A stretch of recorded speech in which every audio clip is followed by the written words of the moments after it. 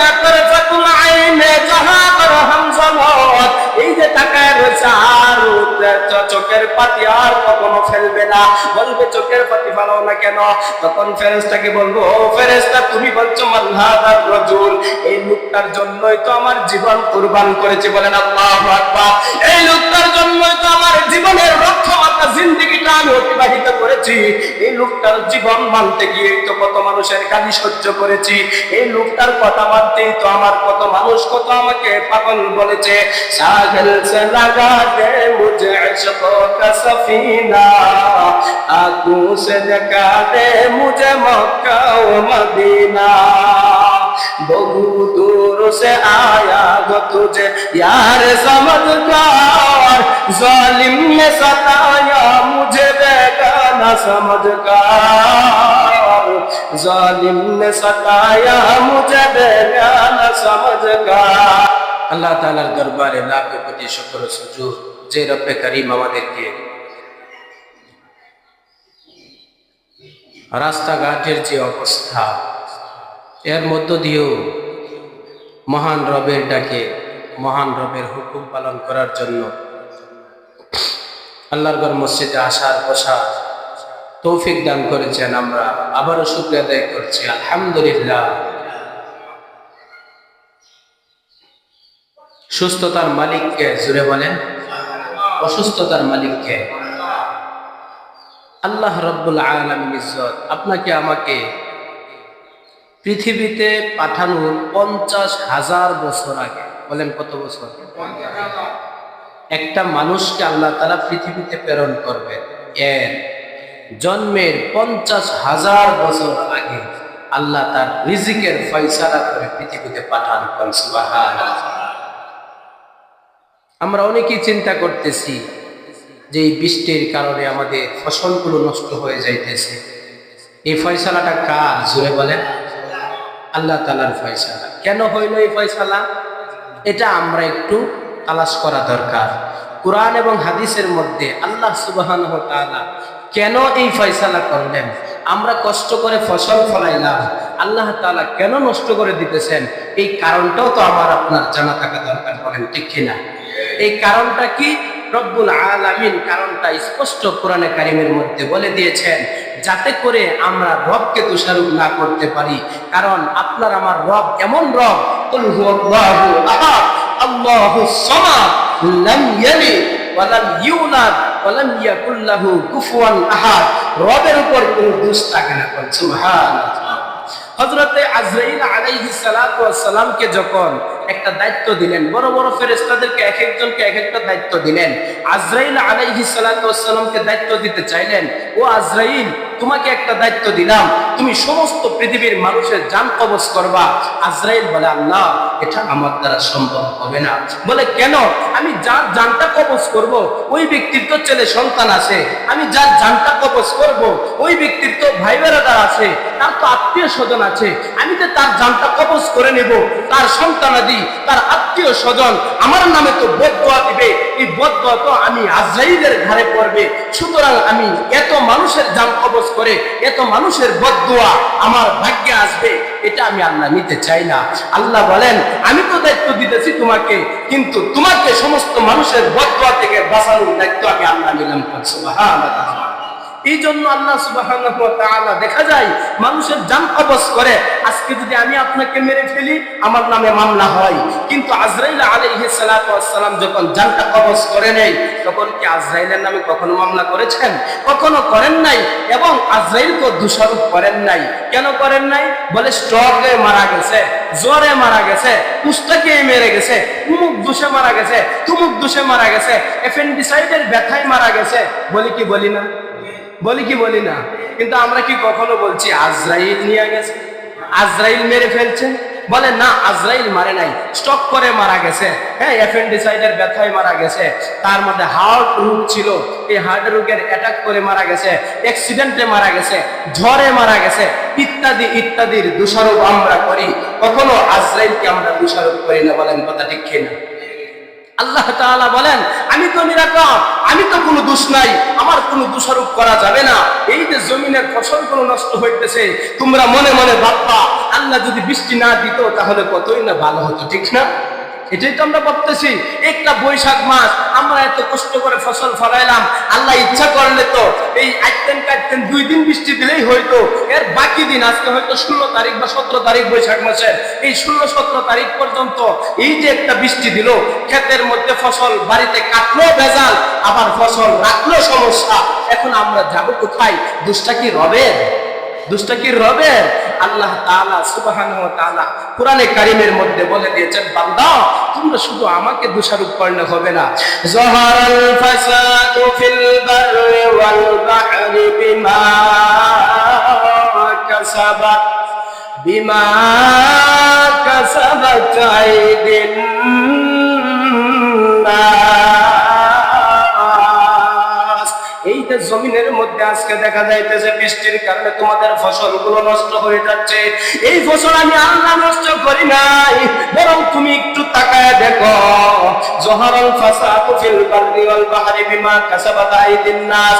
আল্লাহ বলেন জমিনের মধ্যে যত ধরনের আযাব গজব আসবে, পানির মধ্যে যত ধরনের আযাব গজব আসবে, সমতল ভূমিতে যত ধরনের আযাব গজব আসবে, একটা আযাব গজব আমার কারণে নয়, এগুলা সব বিমা কাসাবাত আইদিন নাস, তোমাদের হাতের কামাই। তোমরা ফসল ফলাইছো, সব কিছু করেছো, আমি ইচ্ছা করলে আল্লাহ শুরু দিক দিয়ে মেরে ফেলতে পারতাম, আমি ফসল দিলাম, সব কিছু করলাম, কিন্তু এখন ধ্বংস হইতেছে আমার কারণে নাই। ফসলের মুহাব্বত তোমার দিলে ঢুকে গেছে, আমি রবকে তোমরা ভুলে গেলা, আমি রবের হুকুমকে তোমরা ভুলে গেলা। আহারে একটা শুকর তো আছে, একটা শুকর তো মানুষকে এভাবে ঘৃণা করে, এভাবে ঘৃণা করে। শুকর যখন ঘুম থেকে ওঠে রবের কাছে, শুকর বলে, শুকর বুঝেন তো খিনজির, এই খিনজির আল্লাহর কাছে ফরিয়াদ করে, আল্লাহ আমি ঘুম থেকে উঠে যেন আমার নজরটা একজন বেনামাজির প্রতি দৃষ্টি না হয়। একটা শুক্র পর্যন্ত এই কথা বলে, একটা হিন্দুর প্রতি আমার নজর পড়ুক, একটা খ্রিস্টানের প্রতি আমার নজর পড়ুক, অসুবিধা নাই। খিনজির বলে ঘুম থেকে উঠার পর একজন বেনামাজির চেহারার দিকে যেন আমি শুকরের দৃষ্টিটাও না পড়ে। এখন বুঝেন একটা শুকর বেনামাজিকে ঘৃণা করে কি করে না? তাহলে বোঝা গেল আপনার এই লাগুন্দ উত্তর কান্দার মধ্যে নামাজি বেশি না বেনামাজি বেশি? বলেন বলেন, নামাজি বেশি না বেনামাজি বেশি?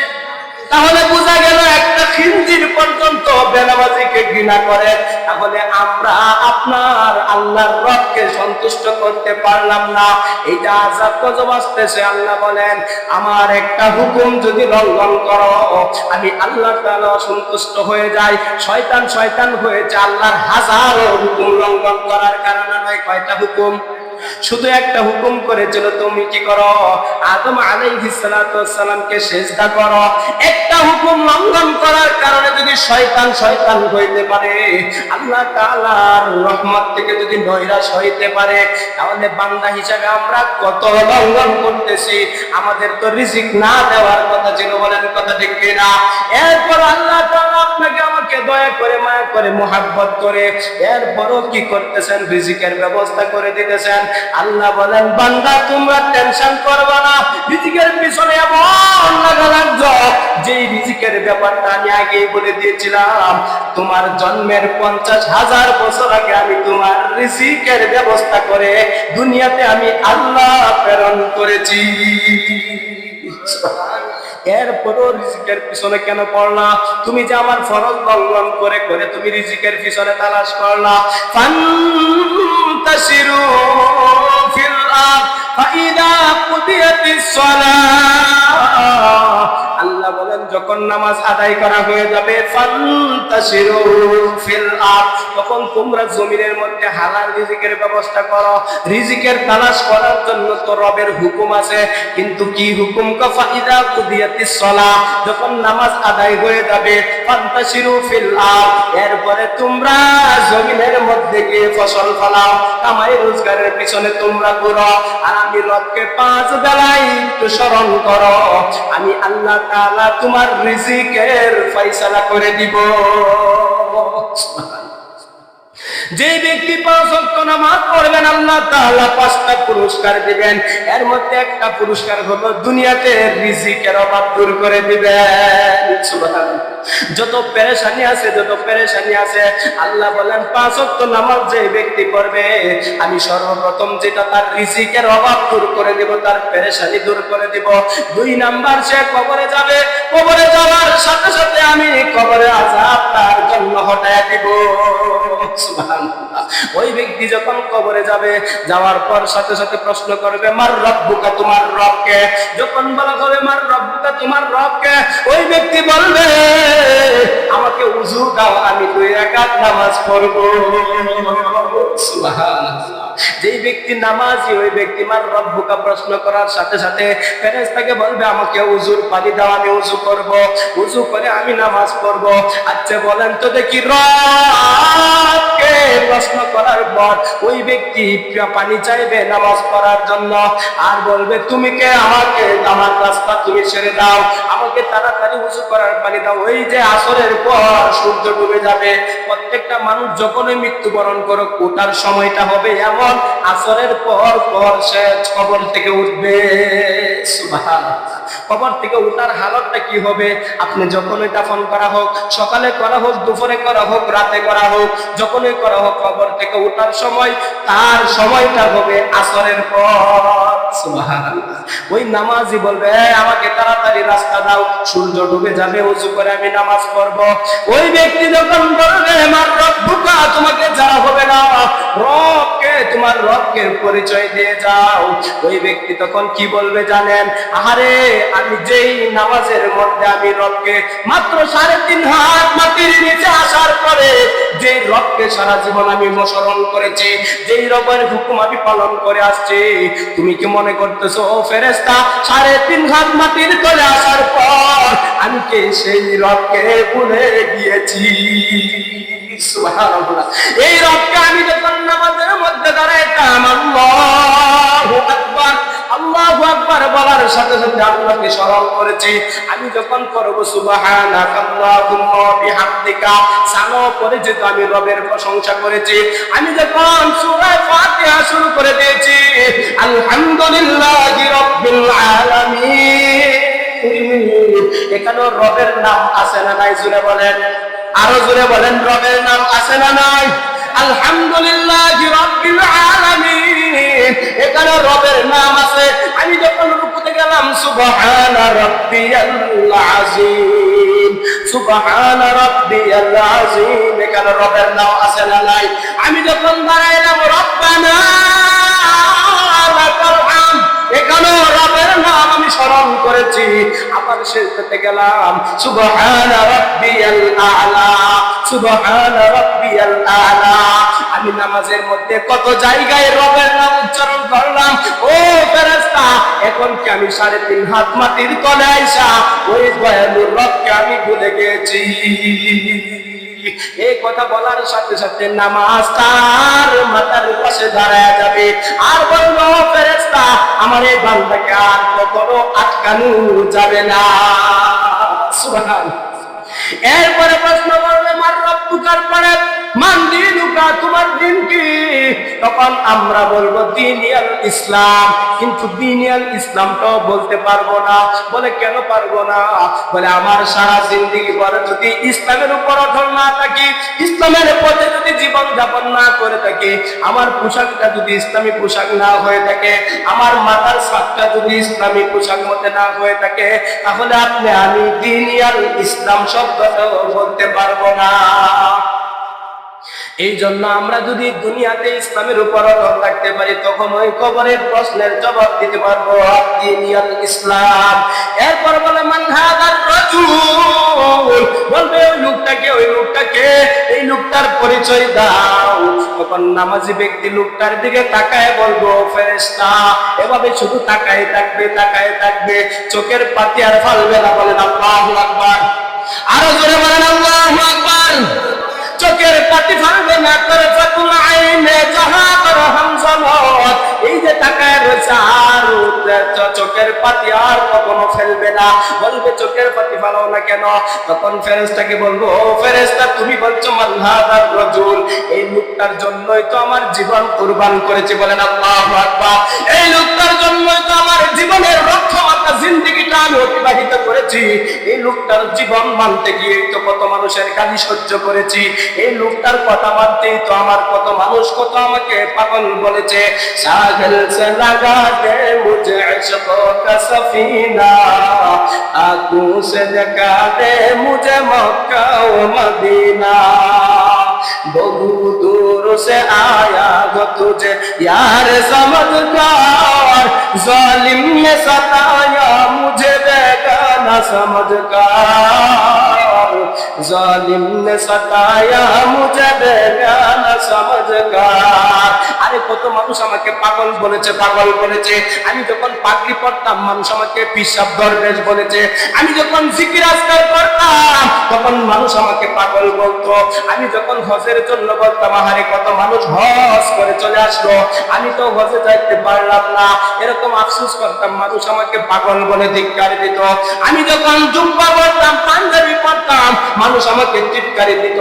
কত মানুষ আমাকে লালায়িত করেছে, কিন্তু এই লোকটাকে জীবনে কোনোদিন দেখি নাই, স্বপ্ন দেখি নাই, রোজা ধরো যাইতে পারি নাই, মনে বড় ব্যথা ছিল কিন্তু যাইতে পারি নাই। মদিনা যাইতে পারলাম না, মদিনা দেখতে পারলাম না, মদিনার নাম কতই যে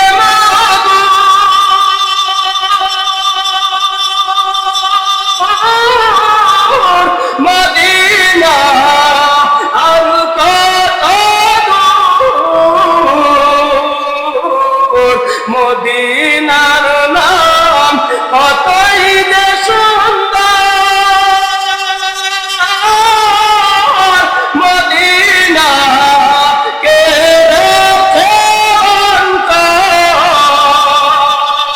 পাখির নেই ডানা তাকিলে, পাখির নেই ডানা তাকিলে উড়ে যেতাম মদিনা যাইতে পারলাম না, মদিনা দেখতে পারলাম না। এই কথা বলে বলে চিৎকার করবে ওই লোকটাকে মান হাযার রাজুল।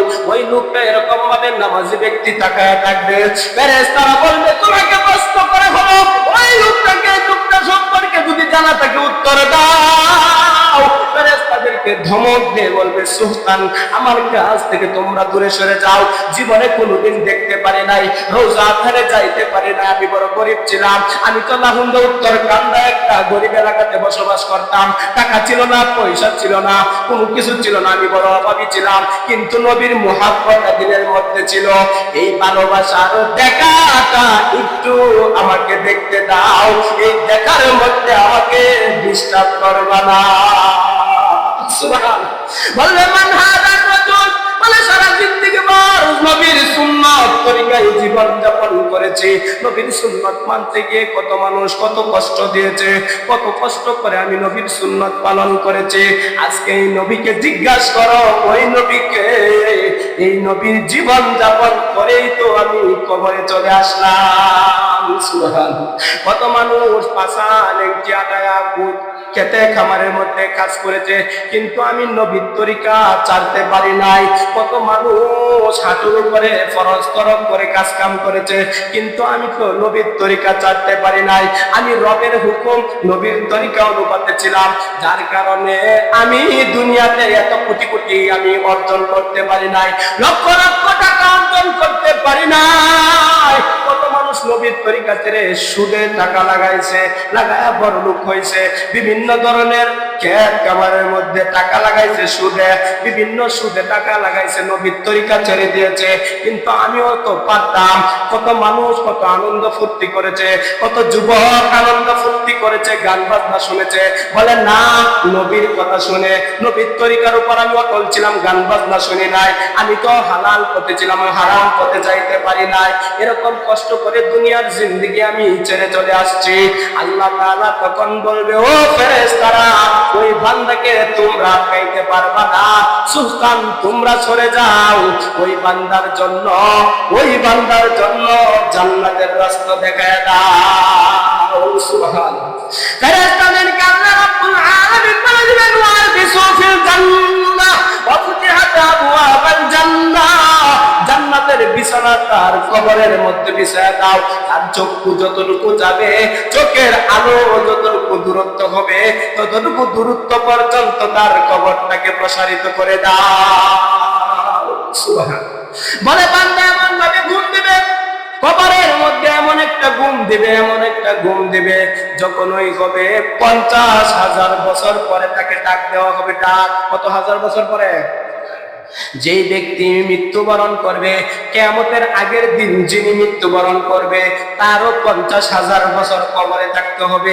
এখন মনে করেন আগে যারা মৃত্যুবরণ করেছে কত হাজার বছর কবরে থাকতে হবে। যেই ব্যক্তি কিয়ামতের আগের দিন মৃত্যুবরণ করবে, ওই ব্যক্তিরও কবরে কতদিন থাকতে হবে বলেন? 50,000 বছর ওই ব্যক্তিরও কবরে থাকতে হবে। ওই ব্যক্তিকে দিয়ে যখন একটা ঠেলা দিবে, এই তুমি উঠো, হাসরের মাঠ, ইয়াউমুল কিয়ামা, কিয়ামতের মাঠ কায়েম হইতেছে, তখন বলবে, আমি তো একটা করত দিলাম, মাত্র 2 মিনিট ঘুমাইলাম। সুবহানাল্লাহ। কে রে তুমি আমাকে ডিস্টার্ব করতেছো? আমি তো মাত্র একটা করত দিলাম, আর একটা করত দেওয়ার সুযোগ দাও না, আমাকে কেন ডাকতেছো? ফেরেশতা বলবে, আপনি কত বছর ঘুমাইছেন হিসাব নাই।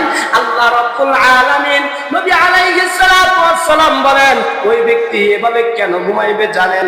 ক্বালান নাবিয়্যু সাল্লাল্লাহু আলাইহি ওয়াসাল্লাম, নাম কানাউমাতিল আরুস। ও বান্দা, আল্লাহর হুকুম, নবীর তরিকা মেনে যদি তুমি কবরে যাইতে পারো, নবীজি বলেন, নাম কানাউমাতিল আরুস, তুমি এমন ভাবে কবরে ঘুমাইবা যেমন বাসুর রাত্রে দুলালি যেভাবে ঘুমায়। সুবহানাল্লাহ। বাসুর রাতের পরের দিন জামাই যেরকম ভাবে, নতুন জামাই যেরকম ভাবে ঘুমায়, কেউ ডিস্টার্ব করে না। দরজা লাগায় যদি ঘুমায়, কেউ আইসা ডিস্টার্ব করে না। কেন? রাত্রে তারা সজাগ ছিল, তাদেরকে ডিস্টার্ব করা যাবে না। নবীজি শব্দটা ব্যবহার করেছেন, নাম, ও কবরওয়ালা তুমি এমন ভাবে ঘুমাইবা কানাউমাতিল আরুস, বাসর রাতের নতুন দুলালি যেভাবে ঘুমাই, কেউ ডিস্টার্ব করে না। আজকে তুমি এমন ভাবে ঘুমাও, কেউ ডিস্টার্ব করবে না। সুবহানাল্লাহ। এই জন্যই বলতেছিলাম, আমরা মনে করি যে আযাব গজব আসতেছে, সব কিছু আযাব গজব কারো হাতের কামাই না, আমাদের হাতের কামাই। বলেন কার হাতের কামাই? যাহারাল ফাসাদু ফিল বাররি ওয়াল বাহরি বিমা কাসাবাত আইদিন নাস, সব হলো আমার আপনার হাতের কামাই, আমার আপনার হাতের কামাই। হইতে পারে এখন আল্লাহ তাআলা বৃষ্টি দিল কেন? আল্লাহ বলেন, আসা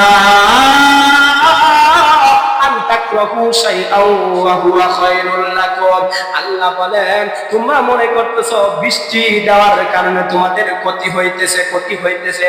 আল্লাহ বলেন, ক্ষতি হবে না, ভালো হবে, আমি রব জানি। সুবহানাল্লাহ। সব কে জানেন বলেন? আল্লাহ বলেন, আসান তাকরাহু শাইআন ওয়া হুয়া খায়রুল লাকুম, তোমরা মনে করতেছো বৃষ্টি বাদল হলে এখন যদি আরো বৃষ্টি হয় আরো তোমাদের ক্ষতি হবে, এটা আমাদের ধারণা ঠিক কিনা? আল্লাহ বলেন, আসা আন তাকরাহু শাইআন ওয়া হুয়া খায়রুল লাকুম, এই বৃষ্টির মধ্যে কল্যাণ নিহিত থাকতে পারে। সুবহানাল্লাহ।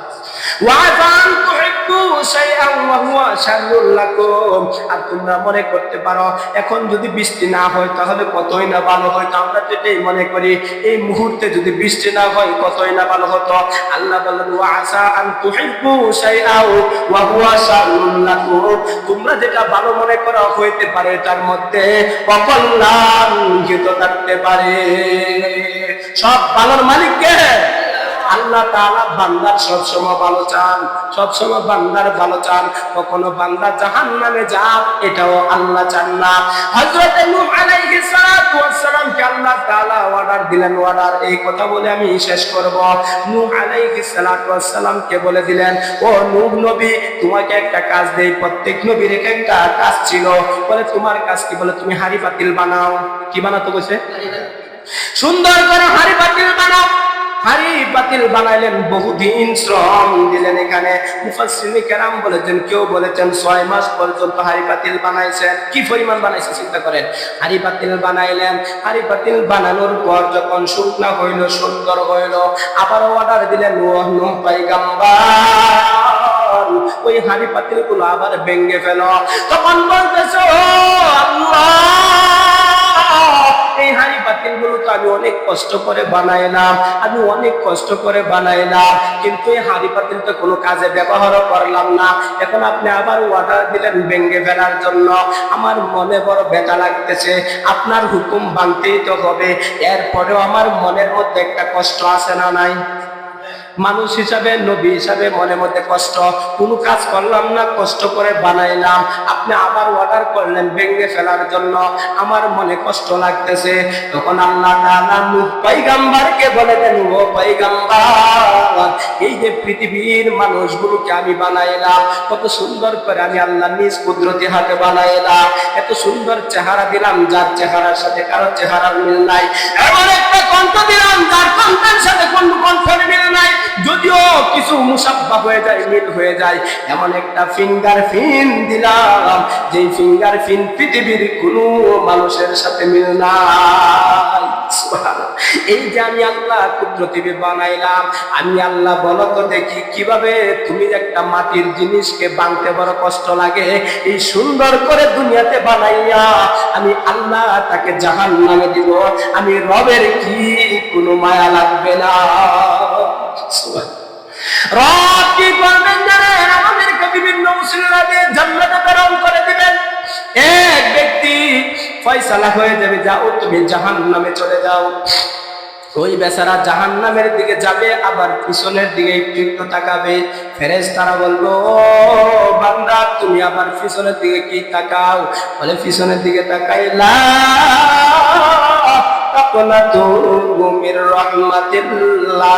দুনিয়া থেকে শুনেছিলাম আমাদের রব নাকি বড় রহমান, বড় দয়ালু, আর রহমানুর রহিম, তিনি তো বড় দয়ালু, তিনি তো বড় দয়ালু।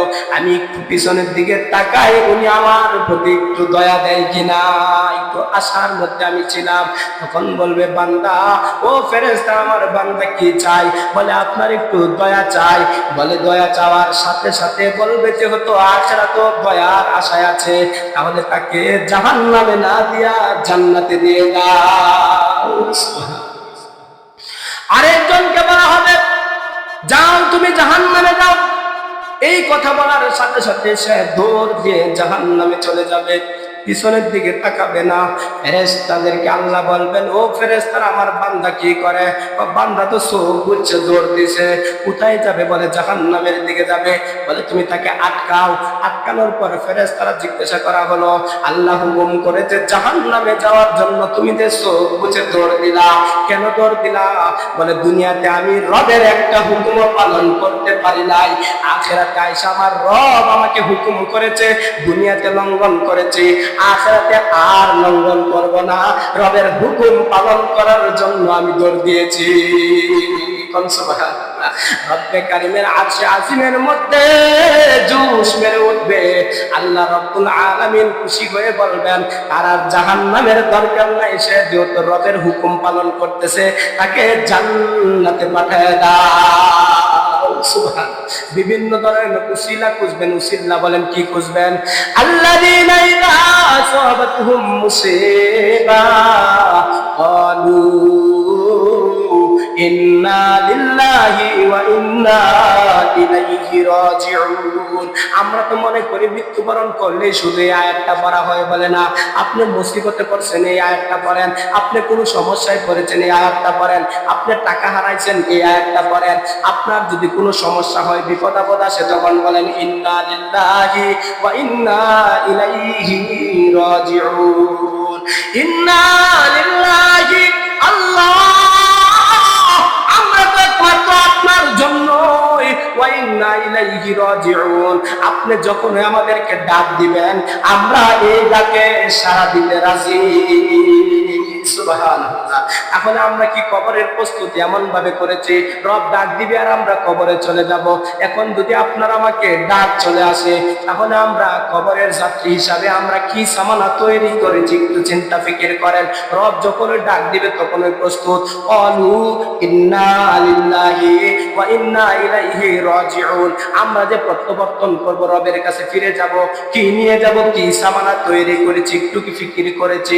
এই জন্য মুহতারাম হাজিরিন, যুবক ভাইরা, আমরা কবরের সামানা যদি তৈরি করতে পারি, তখন ওই রবের হুকুম যদি মানতে পারি, নবীর তরিকায় যদি চলতে পারি, মার রব্বুকা, তোমার রবকে রবের উত্তর আমরা দিতে পারবো। মান দীনুকা, তোমার দিন কি, ইসলামের পথে চললে আমরা জবাব দিতে পারবো। মান হাদার রাসূল, এই লোকটাকে দেখার পরেও যদি আমরা নবীর পথে না থাকি, তখন সাথে সাথে পর্দা পড়ে যাবে। তখন আল্লাহর নবী বলবেন, এই লোকটা তো আমি নবীর হুকুম মানে নাই, নবীর জন্য কত কিছু হয়েছে, নবীর সুন্নাতকে জবাই করা হয়েছে। এই যুবকটা ছিল কিন্তু সে প্রতিবাদ করে নাই, তার ক্ষমতা ছিল। এই লোকটার থেকে আমার চেহারাটাকে তুমি ডেকে দাও। নবী যদি বলে চেহারাটাকে ডেকে দেওয়ার জন্য, আর সুপারিশ করেন হলো পৃথিবীতে কেউ আছে? আদম আলাইহিস সালামের কাছে যাবে, বলবেন না আমার তো ভুল হয়েছে, আমি পারবো না। যাবে মুসা আলাইহিস সালামের কাছে, বলে আমি তো টিপতির এক ঘুষিতে মেরে ফেলছিলাম, আমারও তো অপরাধ আছে, আমি পারতাম না। এরকম ভাবে এক এক নবীর কাছে চলে যাবে।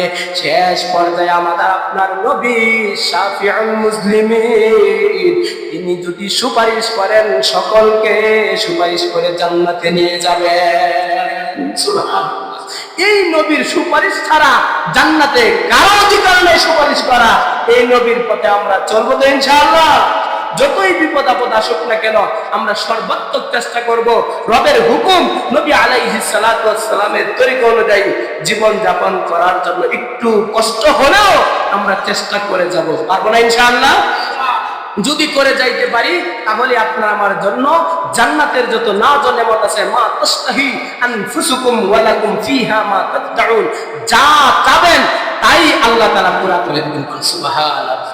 জান্নাতে যা চাবেন, রবের মর্জি অনুযায়ী, নবী আলাইহিস সালাতু ওয়াস সালামের মর্জি অনুযায়ী জীবন যাপন করে যদি যাইতে পারি, জান্নাতে যা চাবো তাই পাবো। সুবহানাল্লাহ।